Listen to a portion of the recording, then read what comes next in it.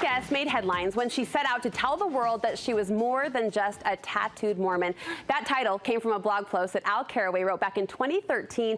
Her message of inclusion and her plea for less judgment really resonated. That original post was read more than 1 million times in a single day.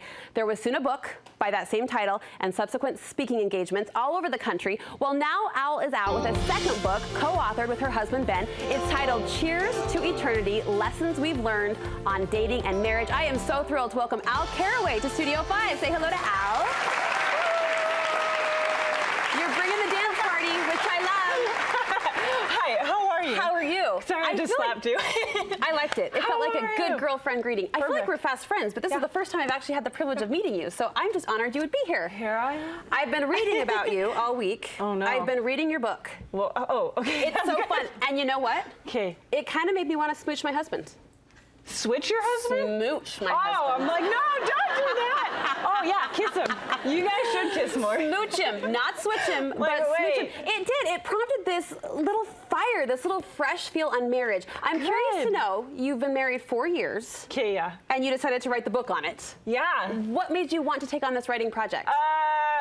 People made me do it. I actually sent out a survey like 1.5 years ago, and they could ask me anything they wanted. It was an open-ended question. You can send in your questions, and 90% of them was about marriage. Really?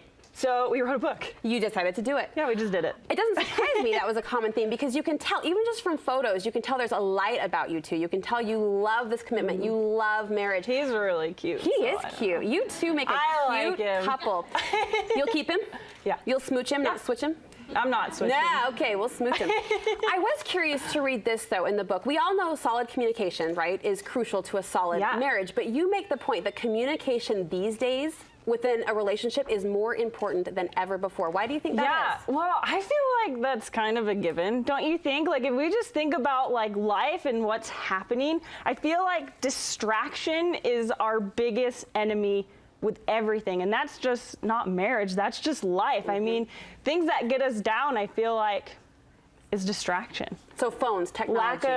Just your priorities just a little out of order, and that's fine. You guys could be doing great things, but like, are you talking? Are you saying everything that's on your mind? Are you expressing how you're feeling? Are you expressing like what you're struggling with? Because marriage, like, that's supposed to make life so much better. Like, that's why it's there. And so if we just communicate better, everything, communicate about finance, your fears, your struggles, what you're not doing as well as what you want to be doing better with, intimacy, anything, the dreams you want to go after, like, why wouldn't we tell them? You know what I mean? Yeah. Like, we should. The book focuses on marriage, but you're also a mother. In fact, your family's doubled in the last 4 years. You have Christian and Gracie, the two cutest kids ever. Thanks. And you make the point, you believe that kids do not have to put a dent in life or marriage. Kids are awesome. Here's the thing. I never wanted to have kids. I didn't even want to get married. I never even held a baby until it was my own. And is that true? They had to teach me how to put a diaper on. No, I never held a baby, and so I was terrified. I'm like, I don't know. And the only thing, I mean, you get married and people are like, oh, congratulations, but like, you should probably just get this out of the way now, or just watch out for this, or oh, you're having a baby, well, this is gonna stop, and you know, you should. And I feel like congratulations always comes with a but like, why? As I say a but to you, but like, why? I feel like, why are we letting people dictate how we live our lives? Like, we don't need to do that. We don't need to stop doing things. We can do whatever we want. We really can. And if we're not doing the things that make us happy, like, we're missing the point, you know? You and I share the belief that God most often answers our prayers through other people, but you do make this point in the book that I've really never stopped to think about it, that once you're married, your spouse is the primary responder and caregiver of our prayers. So how can we be more in tune with our spouse's needs? So ask them. You know, just open it up. Just ask them and communicate more. Here's the thing. I love God. I do. I love him. He's so cool. He's the coolest to ever exist, right? And marriage is important. And the way that it's set up is so intricate and perfect. And like, why wouldn't he give us a teammate to help us? And I believe in getting sealed. And I believe, I mean, we're not just sealed to our spouse, but we're sealed to Christ. And like the relationship between that, like, of course he's used, like, why else would we have them? unless he's not there to help us. So treat him as part of the team.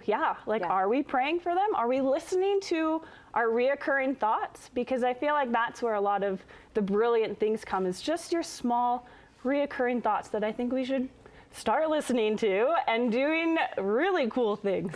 You're encouraging women to maybe stop looking at their husbands, our husbands, as a business partner and more as a best friend. It's a simple mental shift. Not fun. Who loves like work that much? I mean, people love work, but like, I don't like. Why would we do that? Doesn't sound fun, and that's not how it's supposed to be.